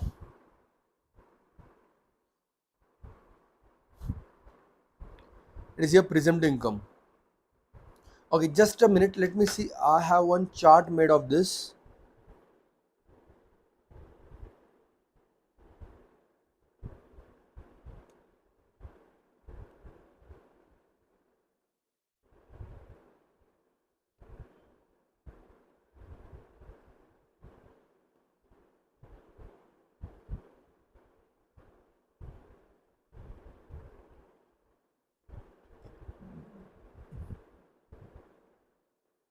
Just give a minute to me, guys. I have a very beautiful chart made of this.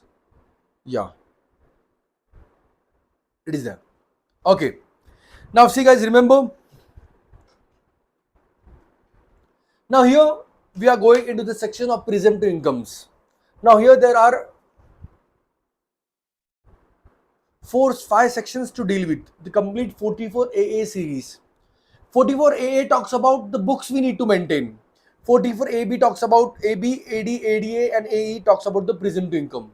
So, first, let's talk about the books we need to maintain here. So, see, if the person is specified person, if the person is specified person, who are the specified person?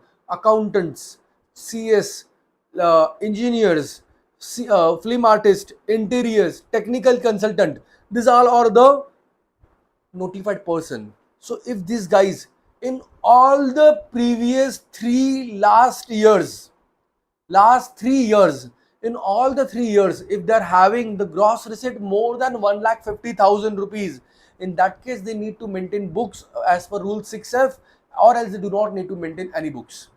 Again, I'm saying, or this specified person, I will simply say professionals, if they have the gross receipts in last all the 3 years, you can see in the example, all the 3 years, if the income gross receipt are more than 1,50,000, in that case they have to maintain books as per rule 6F. Which books they need to maintain? So cash book, journal, ledger, carbon copy of all bill above 60, duplicate copy of all invoices above 50. Okay, and in case of doctor, a daily case register has to be maintained. So they have to see the gross receipt of all last 3 years for this specified person.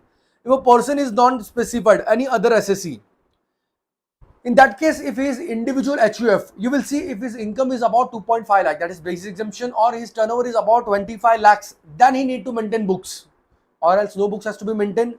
And any other person other than your individual or HUF, last 3 years, any 1 year, if his income is above 1.2 lakhs or turnover is about 10 lakhs, he has to maintain books or no need of maintenance of books. So this 44A talks about the maintenance of books. Who need to maintain and who do not need to maintain. Okay, so for specified all the 3 years 1,50,000 is limited. For other SSCs, for individual HUF the limit is 2.5 lakh or 25 lakhs, and other SSCs is the limit is 1.2 lakh or 10 lakhs. Just take the screenshot of this, guys. This would be very much helpful for you. Section 44AA.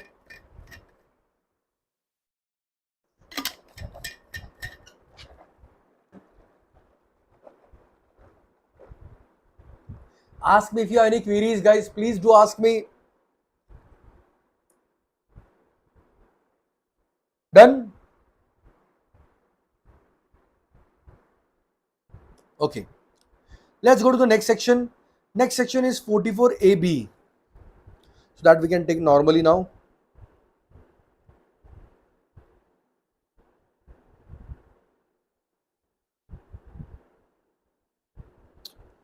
Wait a minute. Where was our... Yeah.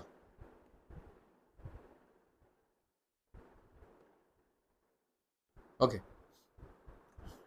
So that was done for your books. Now next question section is your 44AB. Compulsory audit of accounts. Now 44AB says that whoever business have a turnover of more than 1 crore or gross receipts of more than 50 lakhs need to audit its books of account by chartered accountant. Business turnover of 1 crore, professionals of 50 lakhs, income 50 lakhs. Audit can be done by CA, report has to be done by 30th September, and if it not done, penalty is 1,50,000 or 0.5% of turnover, whichever is lower. So if your turnover is above 1 crore and your or professional turnover is above 50 lakhs, audit has to be compulsorily done by chartered accountant. Further, presumptive taxation. Okay. Now here further, you can come to 44 AD for businesses if your turnover is less than 2 crore in the financial year. Okay.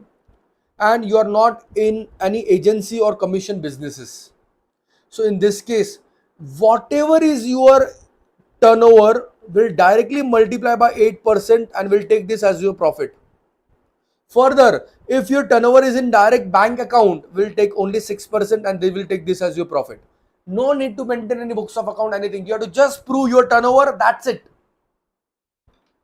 And direct 8% or 6% of your turnover will be taken as profit. For bank, whatever turnover in done, bank done 6%, and whatever turnover done in the, what we say, cash, 8% of the profit.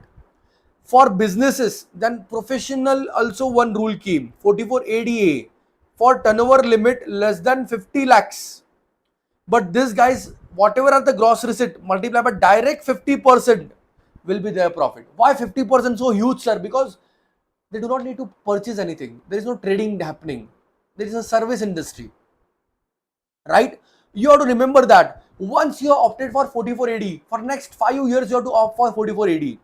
And if any one of this year you go out from 44 AD, 44 AD की गली से आप बाहर जाते हो वापस, तो वापस अगले 5 साल तक आप 44 AD में नहीं आ सकते हो. This is the only rule here. Okay, and remember the turnover limit. Turnover for business is 2 crore and turnover for 44 AD is 50 lakhs. Now there is one problem. 44 AB audit section says that if you have, now see, I will say here, it says that if you have a turnover above 1 crore, the books need to be audited. But 44 AD says that if you have turnover less than 2 crore, you do not need to do audits. You do not even need to maintain books of account. Just maintain your turnover books. तो sir ये तो गड़बड़ हो रहा है ना. एक section बोल रहा है 1 करोड़ के ऊपर बुक्स मेंटेन करना है, ऑडिट भी करना है. एक सेक्शन बोल रहा है 2 करोड़ के नीचे आपको ऑडिट करने की जरूरत नहीं है.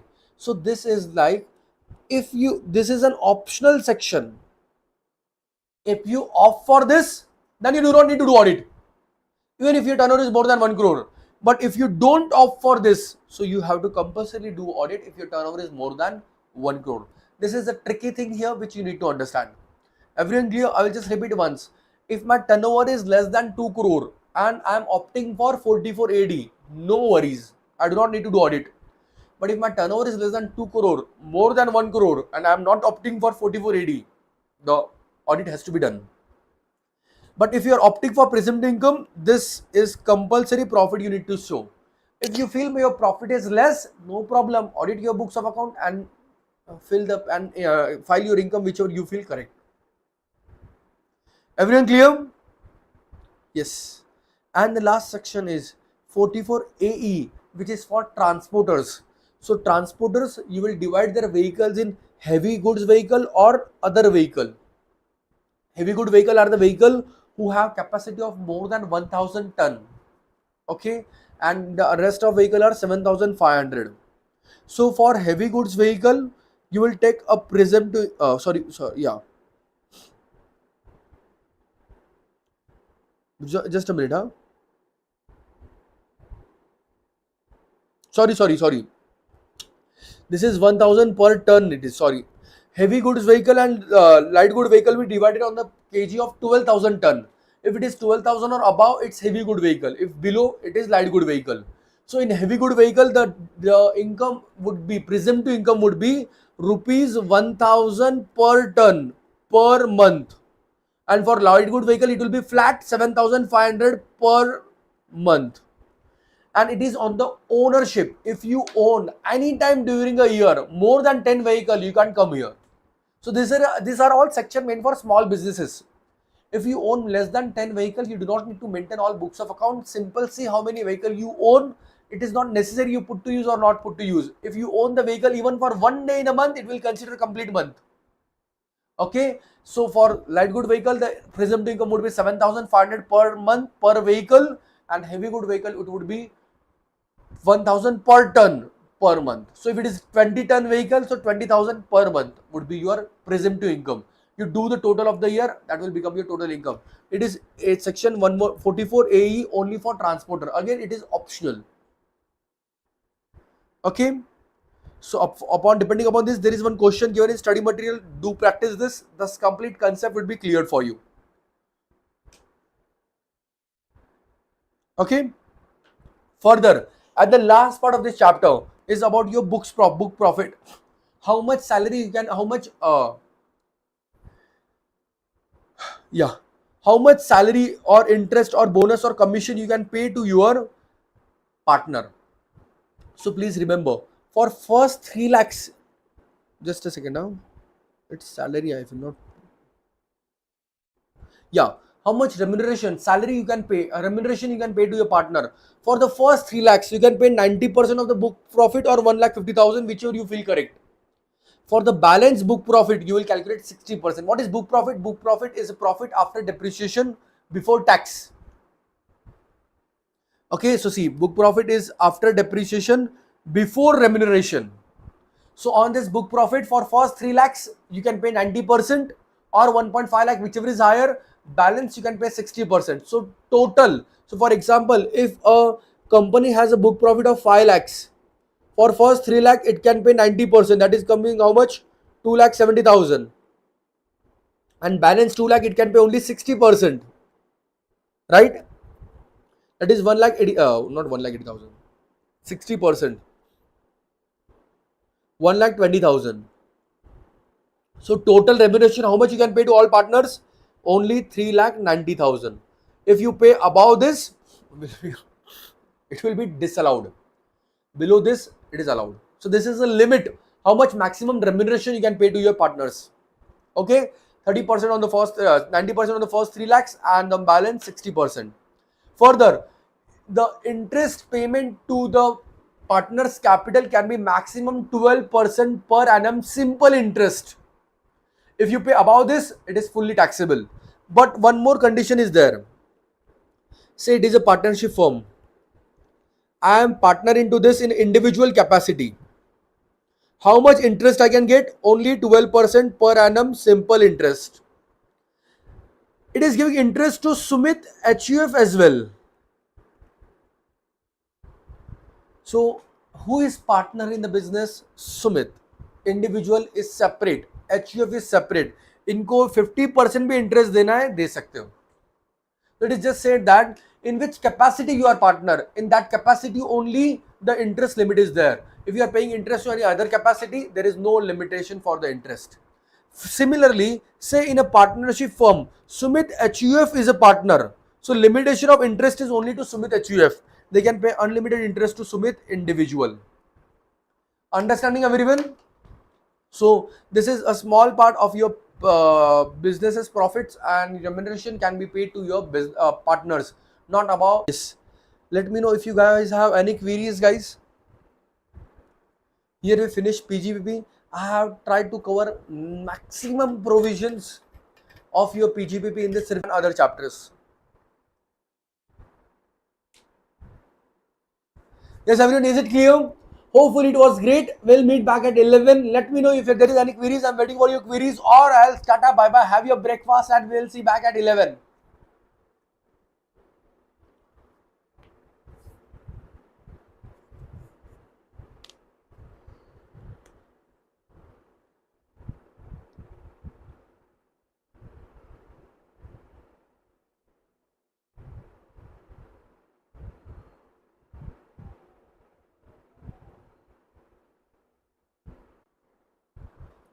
Okay, that's it then. We'll stop here. Thank you so much. Bye bye. See ya. Take care.